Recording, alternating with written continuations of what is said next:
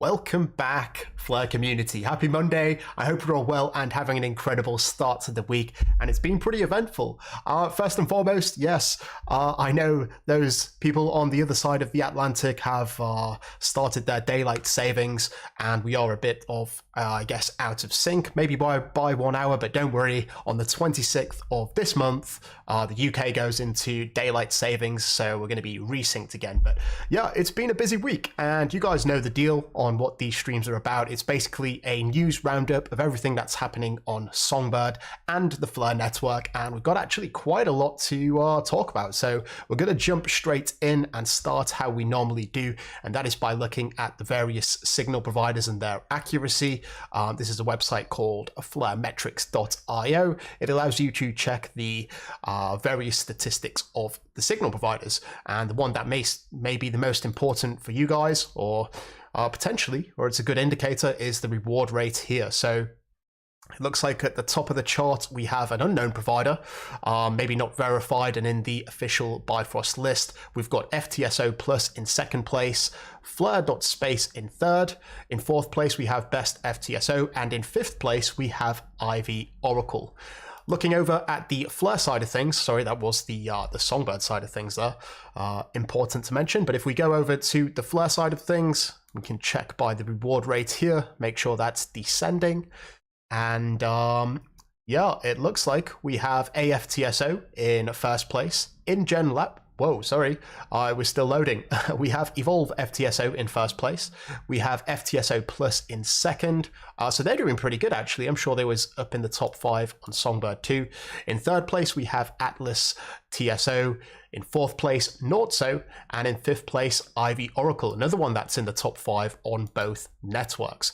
So very interesting indeed, and something that I would like to mention is, you know, reward rate is not everything, and there are some people within the community who are trying to bring additional transparency to the signal providers that are going above and beyond, that are providing much more of a service in terms of infrastructure and supporting apps to both of these networks. So something to take note of there. We're going to jump over here to Sparkles, and this is an NFT marketplace, as I'm sure you all know. And if we go down here, we're going to have a quick peek at the top collections on both Songbird and Flare. So topping the charts is Evil Pets, a project that I'm not actually that familiar with at the minute. Maybe check them out later. In second place, we have Flare Punks, who are actually topping the chart in terms of the Flare side of things. In third place, we have the S-Toads, who are actually due to launch their app this month. So that's going to be exciting. Again, another S-Toads project. We have Songbird City. And the fifth one here is the Loyalties Collection, which is done by FLR Finance, or should I say, Enosys. More on that in just a second. Friendly reminder, if you guys are holders of FLR, which I'm sure many of you are, the first Flare drop, aka the FLR airdrop, is actually going to occur on Friday. And D-Day, if you are watching, of course, it's Saturday for you and all those in Australia. But yes, Friday for most people, be sure to claim, because you want to get them claimed and wrapped as soon as possible so you can make sure that they count towards your delegation. Here we are again. This is just a friendly reminder. The distribution is actually based on the WFLR that you hold. If you're holding just the normal FLR token, the Flare token, you have no reason not to wrap it. It's a complete waste of delegations if you are not delegation rewards and distribution rewards. So you can actually do something called auto wrapping, and that's available on a few different decentralized applications, one of them being Bifrost, and I believe you can also do it on Flare Oracle's website too. Yes, this was quite big news actually. The website for the Flare community, Lucky Claw, or I guess it's more of a knowledge base, has actually just launched, and this is obviously my own project. It's going really well, and there is a lot to unpack, but if you want to get the full scope of this project, you can come over here to this website. I believe there is a link in the description. In fact, there isn't, but I will add it as soon as this stream ends. Something to note is that the price is actually going to increase, so I didn't want to put anyone out of pocket for those who invest early. This x-axis here is the months, and obviously if you're holding FLR, you're going to receive the distribution rewards and the delegation rewards. So to stay in line with the inflation, these NFTs are actually going to get more and more expensive as time goes on, just to sort of keep up with that sort of tokenomic side of things. This is the ecosystem map. It's pretty extensive, I must say, and something that I will say is that I'm currently working on the royalty splitter. So this is going to basically allow the holders to get some residual income from the secondary sales on various marketplaces like Sparkles, for example.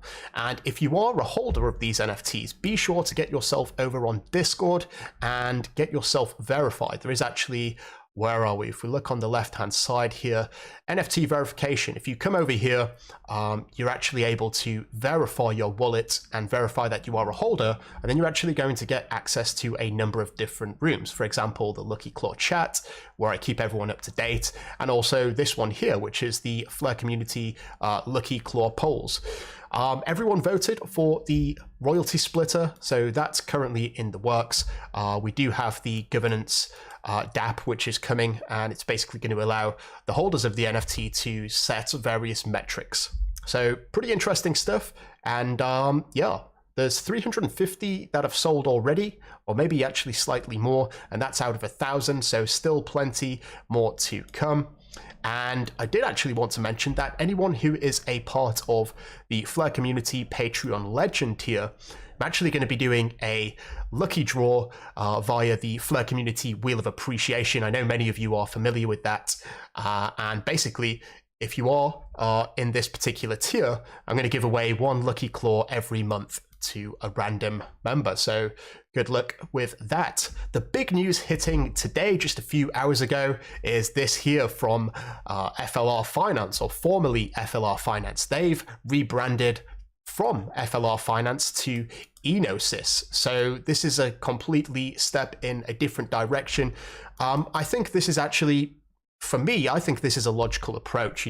We've always known that they are a multi-chain project, and to have the Flare side of things within their name, it sort of alienates other communities. And, I quite like this differentiation between FLR Finance and the Flare network. A lot of people sort of, what's the word? It's completely losing me, but a lot of people conflated the two, where they thought the Flare network team built Flare Finance and whatnot. So, yeah, pretty much, I think this is a good step in the right direction, and we're going to see a lot more information about this and some of the tokens that are coming to this network. It's not going to be SFIN and whatnot. There's going to be a bit of a rebrand there, but you're going to hear more from that from FLR Finance in the near future. On a separate note, this was posted earlier from Bannock. He's saying that there's a lot being going on behind the scene. You've got FLR Wrap Validator node audit concluded, FLR Wrap Validator node audit fix started. So they're currently working on the fixes that have, or the issues that have been addressed in this audit.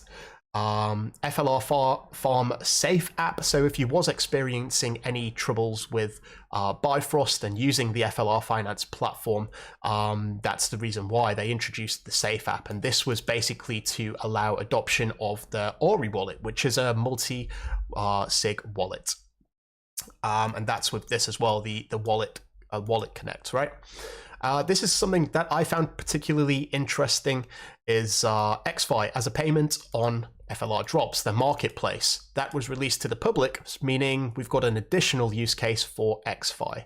And finally, the second Golden Necklace Clover event has started. This is basically a raffle for an 18-karat gold necklace with the previous FLR Finance logo. So that's interesting nonetheless, but the big news here is this rebrand, Enosis. So pretty interesting. I'm sure you'll agree. I think it's a bit hit and miss, but I'm a fan. I think it's a step in the right direction. So we've got now nodes here who are officially supporting the Flare networks and providing access to a Flare full node for all their users. And they're quite a heavy hitter when it comes to operating nodes. This is their website. You can see they've got a lot down here. And we scroll down a little bit more. Where is it? I'm sure it's somewhere in this list. Hope I haven't passed it. There we go. FLR. So they're running their own node, which is obviously great. Happy days.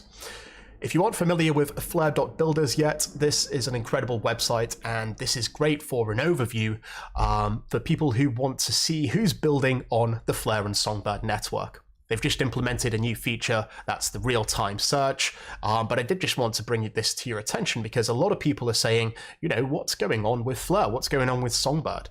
It's very hard to lose sight of the bigger picture, but if you do, you can go to Flare.builders and you can check them all here, obviously separated by various categories. There's a lot going on. I think we might be able to get a total amounts. Give me a second. There we go. 230 separate projects or entities that are actually building. I believe I'm on there actually on the utilities with the Flare community Lucky Claw.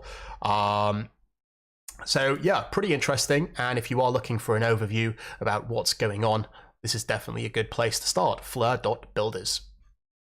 SGB domains or Songbird domains, they've recently announced a new application, and that is sgb.chat, the first decentralized Web3 social media platform on the Songbird network. So again, an interesting app that's outside of the scope of NFT marketplaces or DeFi, you know, so this is something that I welcome. You know, I think we need something that's a little bit more novel. You know, we obviously see these NFT marketplaces and DeFi platforms come up all over the place, but I like to see these novel concepts. And what I'm really looking forward to is seeing some applications which utilize the novel protocols of the Flare network. So sort of interacting with the state connector, for example. I'm sure that's something that we can look forward to in the near future.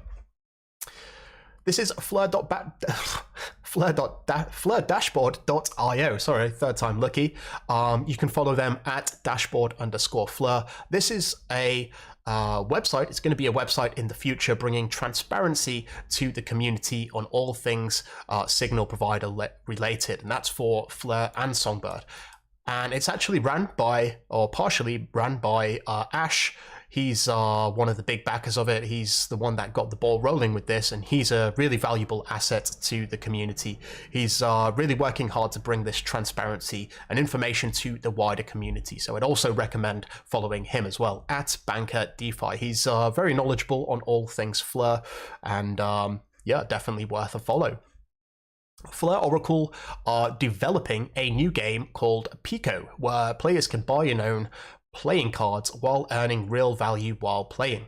Our never seen before tokenomics system, that's pretty curious, ensures that players won't be stuck with depreciated assets.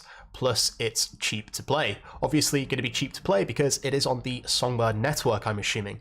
They haven't actually confirmed that, by the way. I'm just assuming that it will be released on Songbird prior to Flare. This is a bit of a quick video about it. I actually quite like it. You know, the Flare Oracle team obviously have good design skills and sort of an artistic touch. Their UI is always very intuitive and pleasing to the eye, let's say, but this is a quick video for what is to come. I'm intrigued with this game, and yeah, it should be pretty interesting. So that is pretty much this week's news. A lot to get over, but we did make it. I'd like to invite all of the Patreon members over to Discord. If you scroll right to the bottom here, we've got the Patreon call, and yeah, we're gonna have a good old chinwag. And for those who aren't Patreon members, don't worry, on Thursdays we have the community chinwag at about the same time. So that's pretty much it, guys. I'd like to thank you all so much for watching. Have yourself an incredible week. Don't forget to like and subscribe if you haven't already, and until next time, I'm out. We have liftoff.